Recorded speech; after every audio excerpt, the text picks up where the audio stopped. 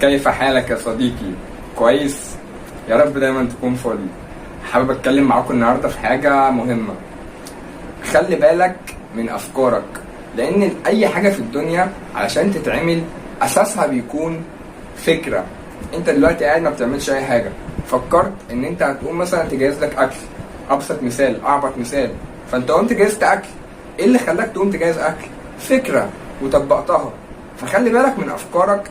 ما تخليش افكارك سلبية او ان هي تقودك نحو حاجات انت مش عايز تخشها او حاجات تدمر لك حياتك.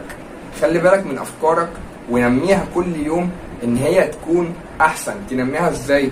انك تقرأ مثلا حاجات ايجابية، انك تخلي في دماغك بمعنى اصح مخزون ايجابي، تفاؤل يخليك ان انت افكارك اللي تجيلك ما تكونش سلبية، لا تكون افكار ايجابية.